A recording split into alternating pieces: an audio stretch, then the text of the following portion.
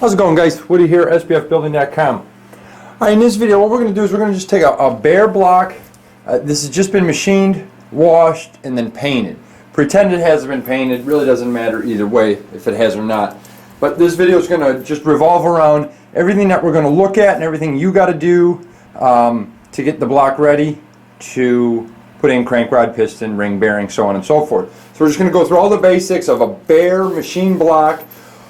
Kind of regardless of what machine work was done, let's just pretend you're starting from absolute zero, scratch, the beginning, and then just look at all the different things that we're going to do. Now obviously this is an SHP 302 that it matters to a certain degree because it's got a little bit more stuff that you have to do to it than a stock 302 block, but everything you're going to have to do to this, you're going to have to do to the 302.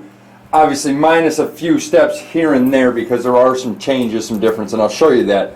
But suffice to say, the Dart will have a little bit more work, the 302 will have a little bit less, or the Windsor will have a little bit less, you know, regardless of the size. Same thing with the 289. But the Dart has a little bit more stuff. World and a Ford, you know, Boss Block's going to have a little bit more too.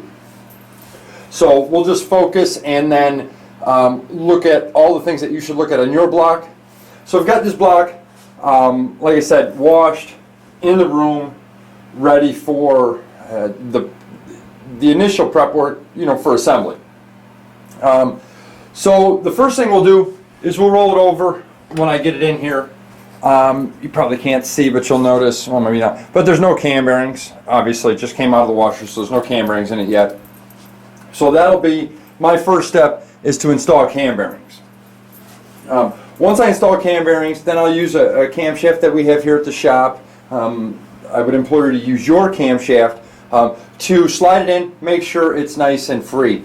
Camshaft bearing clearance, 99% of guys ain't going to check it. They can't check it because you really kind of need a bore gauge.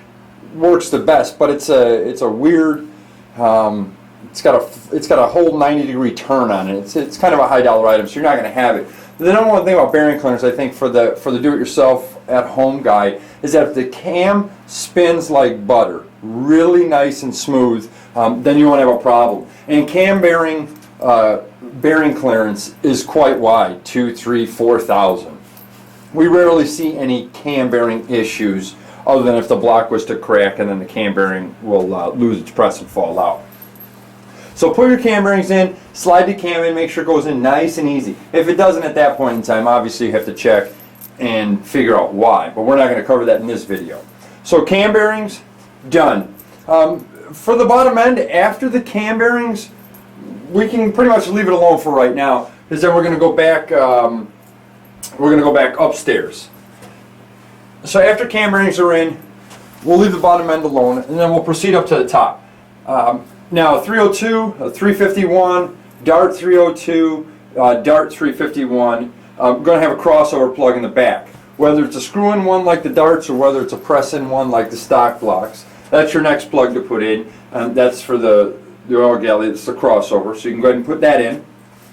And then you'll notice right here, the Darts are, and I've covered this in another video. The Darts are set up for the dog bone and spider tray situation. Now if you have a Dart 302 or a Dart Windsor and you're using a link bar lifter, you're going to go ahead and have to close these holes off. Now on a stock Windsor, on a stock 302, you don't have to close those holes off, because if you've looked at the other videos in the cam bearings, you notice that the Dart uses a cam bearing that has a full groove on the back side of the cam bearing. So if you leave this open, it's going to squirt oil out of there. So you have to block these off. And the Darts come with them already from Dart. I put them back in if you just bought a machine block from me.